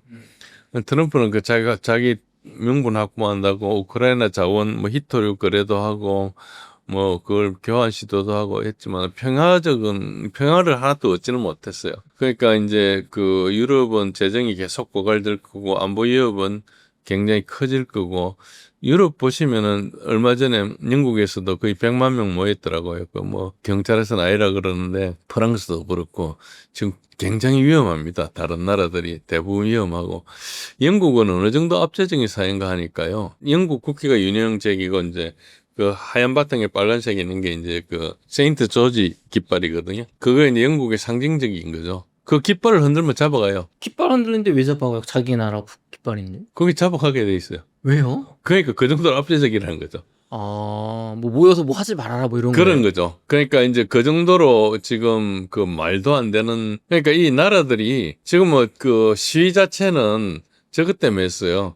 이민 반대 때문에. 영국의 이민이 1년에 한 50만 명씩 들어오거든요. 그러니까 엄청나게 많이 들어오고 있죠. 이런 것 때문에 이야기한 그런 게 또 있고 그렇습니다. 어쨌든 여러 가지 우크라이나가 공세를 하고 트럼프의 의도도 이렇게 보면은 뭐 월스트리트 저널도 뭐 잘된 식으로 이야기하고 있어요. 그래서 뭐 우크라이나가 미국이 정보 지원을 좀 받아가지고 이제 반격을 할 것이다 이런 이야기를 할 수도 있고 하는데 이게 말잔치지 아무것도 할 수 없는 거고 지금 방어도 안 되는데 사람이 없어요. 공격을 어떻게 하겠어요? 그리고 이제 러시아가 자신을 연루자로 보지 않도록 트럼프는 뭐 그렇게 이제 피하려고 하고 있고 그래서 저게 이해는 가지만은 저렇게 하면 안 되는데 이제 문제는 중간에 나서서 평화회담을 하게 되면은 회담을 이끌어간 트럼프가 다 덮어쓰게 돼 있어. 나중에 안 되면은. 트럼프는 그거 손해보는 일 하기 싫은 거죠. 그러니까 결국은 손에 아무것도 안 묻히고 자기가 하겠다 그러니까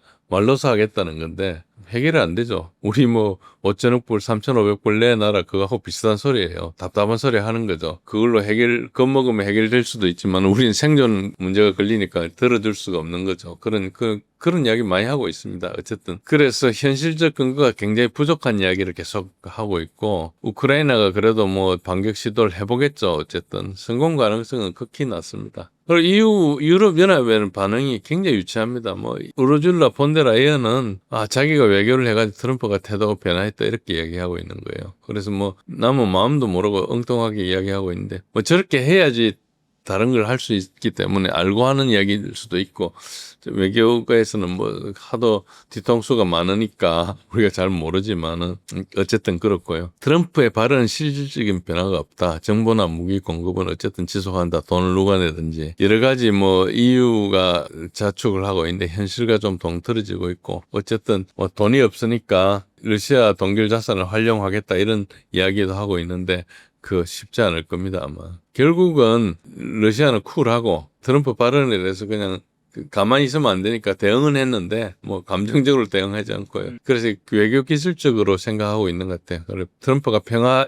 약속하겠다는 이야기를 계속 반복하고 그래서 뭐 반응을 피하는 그런 식으로 했다. 그래서 상당히 외교적으로 하지 않았나 생각하고 그 다음에 이 사람들 유엔 총회에서 이 악당인데 시리아 대통령이잖아요. 그 목다는 사람이 있고 여기는 이제 자기 국민들 170만 명을 죽이는 사람인데 기분 좋아가지고 이렇게 하고 있습니다. 헝가리는 뭐 되게 어려울 겁니다. 뭐 이렇게 복잡한 이야기지만 헝가리 러시아 석유의 2.2%를 수입하는데 서유럽은 사실은 훨씬 많이 수입을 하죠. 그런데도 막 헝가리를 공격하고 있어요. 그리고 자기네들은 직접 안 사지만 인도를 경유해서 사거든요. 아, 유럽이 인도가 산 거를 사가지고 실제로 러시아 석유를 사나요? 유럽이 석유 없이 살 수는 없잖아요. 네, 뭐 그 트럼프 얘기는 그거잖아요. 러시아 거 사지 말고 미국 거 사라. 미국도 석유가 그렇게 많지 않아요. 그리고 그 팔기는 파는데 그렇고 지금 그래서 베네수엘라를 잡으려는 거예요. 석유 때문에. 그러니까 아무 관계 없는 마약 이야기하면서 잡아간다고 지금 그러고 있죠. 어쨌든 지금 헝가리 입장에서는 뭐 LNG 터미널 건설 불가능하기 때문에 못한다. 이게 지리가 트럼프를 이긴다 그러고 있습니다. 우리 부동산 위치가 그런데 트럼프가 와서 무슨 수를 해도 방법이 없다는 거죠. 에너지 안보 우선을 한 정책을 쓰는 거죠. 이 이야기를 했습니다. 지리가 트럼프를 이긴다. 헝가리가 그렇게 이야기했고요. 아무리 압박을 해도 지리적 제약 때문에 러시아 의존이 불가피한데 그런데도 계속 헝가리는 이윤회에서 이제 왕따를 당했어요. 좋습니다. 그럼 교수님 앞으로 결국에는 제대로 된 협상 없이 전쟁은 계속될 거고 지난 1월에 얘기해 주신 것처럼 우크라이나에 너무 많은 사람들이 이제 전쟁에서 희생이 되셔서 나라를 유지하지 뭐 치안이라든가 뭐 어떤 생산이라든가 이런 걸 유지할 인력이 안 돼서 무너질 수 있다. 그래서 종전이 될 수 있다. 이렇게 좀 여전히 보시는 건가요? 저는 그래서 뭐 제가 11월 달에 종전될 거라고 이야기한 것은 그냥 근거는 없고 그 수치를 가지고 대략 재보니까 그럴 거라 얘기했는데 실제로 항복해야 될 시점이 훨씬 지났는데 버티고 있는 거거든요. 그거는 이제 EU 같은 데서 계속 이야기하니까 사실 잔인한 거죠. 사람이 매일 죽어나가는데 보시면은 매일 사상자가 1,500명 정도 생기고 있습니다. 한 달 45,000명이잖아요. 그게 뭐 엄청난 숫자예요. 그 사람들이 불구가 되거나 죽거나 하는 건데 그런 거 다 무시하고 그냥 자기네들 자존심이나 이해관계나 따지고 있으니까 저렇게 되는 거죠. 그래서 적당한 선에서 끝내야 되는데 지금 하도 오래 전쟁을 했기 때문에 결국은 물리적으로 끝나는 수밖에 없는 상황이 될 걸로 보입니다. 그럼 우리나라는 이런 상황에서 지금 트럼프 대통령 관세 관련해서 압박도 받고 있는데 사실은 우리는 북한이 지금 계속 강화가 되고 있잖아요. 러시아 기술도 네. 받고 뭐 AI 드론도 만든다고 하고. 그럼 우리나라는 좀 어떤 식으로 대응을 해야 될까요, 교수님? 지금 우리는 문재인 정부하고 윤석열 정부에서 우크라이나를 지원하고 러시아에 제재를 가했거든요. 그거는 정책적인 실수입니다. 실수기 때문에 빨리 새 정권이 출범해가지고 지금 아직 얼마 안 됐을 때 빨리 지금 그 제재에서 탈출해야 되고요. 특히 이제 트럼프도 빠지고 있잖아요. 그러면 우리도 우크라이나 지원 연락강구를 빠지고 러시아 제재를 철회하고 사실 이 전쟁의 근원을 잘 알아가지고 그대로 빨리 원상회복을 해야 됩니다. 지금 우리가 굉장히 큰 피해자예요. 그러니까 우리가 이미 도와준 것만 해도 상당한 액수를 도와주고 포탄도 뭐 빌려줬는지 팔았는지 정확히 알 수는 없지만 지원해줬고 결국은 푸틴이 그걸 계속 보고 있을 수 없기 때문에 북한을 손들어 줄 수밖에 없었어요. 우리하고 거래 관계가 있었기 때문에 함부로 안 하고 좀 기다렸는데 전혀 조짐이 보이지 않기 때문에 이제 그렇게 나선 거고 이렇게 되면은 뭐 우리가 북한에 쳐들어가지는 않겠지만 어떤 전쟁이 발생하거나 어떤 상황에 몰리면은 북한 뒤에 러시아가 있거든요. 그러면은 우리가 생각했던 모든 계획이 다 숲으로 돌아가는 겁니다. 예를 들어서 뭐 북한이 공격이 왔는데 한미연합군이 가가지고 공격을 저지하고 다시 올라가 역습을 해서 옛날 통일을 달성한 그런 개념으로 작전을 하려고 해도 러시아가 버티고 있잖아요. 네. 옛날에 중국만 해도 겁났는데 지금 그런 상황이잖아요. 그러니까 안보라는 측면에서 계속 이제 어려운 거죠. 그래서 지금 한일 관계를 복원하지 않고 뭔가 이렇게 질질 끌고 그냥 갈 상황이 전혀 아니고 냉철하게 판단해가지고 이 전쟁의 이해관계 그리고 전쟁의 옳고 그름, 의로우나 나쁘냐 이 관계도 정확하게 다시 재판단해가지고 빨리 한일 관계를 회복해야 됩니다. 우리가 한일 관계를 뭐 경제적인 그것도 있지만 그것보다 안보상의 이유고 외교상의 이유도 지금 전쟁을 벌려가지고 전쟁의 당사자가 미국이에요. 미국이 대리전을 하고 있거든요. 그 대리전을 하고 있는데 그것도 얼마나 웃깁니까? 바이든이 했는데 자기 전쟁이 아니라고 그러면서 빠지는 것도 아니고 계속 대해주고 있고 뭐 이런 식으로 하고 있잖아요. 그러니까 그런데 우리가 말려 들어가고 있거든요. 그런데 이런 데서 우리가 결의나 원칙을 안 지키면은 그 다음에 우리 뭐 그 투자 협상이나 뭐 관세 협상이나 앞으로 뭐 협상이 있을 때 계속 질질 끌려다니게 돼 있어요. 그래서 미국이 아무리 큰 나라고 우리의 동맹이고 하지만은 원칙에 맞지 않으면은 우리가 확실히 결의를 보여줘야지 리스펙트도 받고 우리가 다음으로 여기적으로 움직일 공간이 커집니다. 우리가 옛날에 뭐 6.25 전쟁 때 같은 나라가 아닙니다. 신생 독립국가가 전혀 아니고 지금 70, 80년 동안 성장해가지고 엄연한 중견국가 선진국이 들어있는 나라거든요.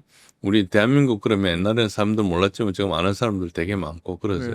그런데 지금 저 폐쇄돼가지고 자기 정권 유지에 급급한 김정은 정권보다 지금 우리가 외교적으로 약한 위치에 있는 거예요. 어째 보면은 보십시오. 그 전성절 때 시진핑하고 푸틴하고 김정은하고 모디하고 뭐 걸어갔잖아요. 맨 앞열에 걸어가더라고요. 그 꼴란 뭐 병사 몇 명 보내가지고 그 자리를 하고 있거든요. 그 우리 보라고 하는 거예요. 우리 보라고. 그래서 뭐 일본은 러시아하고 전쟁도 했고 하니까 그리고 영토 분쟁도 있고 하니까 관계가 그럴 수 있지만 우리는 러시아하고 뭐 그런 관계가 없어요. 6.25 때도 뭐 러시아가 장비도 대주고 했지만 엄연하게 전쟁 자체는 그 중국이 들어와서 한 거고요. 그러니까 뭐 우리도 뭐 옛날에 사사로운 건 있지만 그래도 지난 30년 가까이 35년인가요? 어떤 한소 수교 이후에 러시아하고 관계가 되게 좋았기 때문에 우리가 러시아하고 척을 질 이유가 하나도 없고 그리고 지금 도덕적으로도 그렇고 경제적으로도 그렇고 국가 이익 관계도 그렇고 안보적으로도 그렇고 빨리 되돌려 와야 됩니다.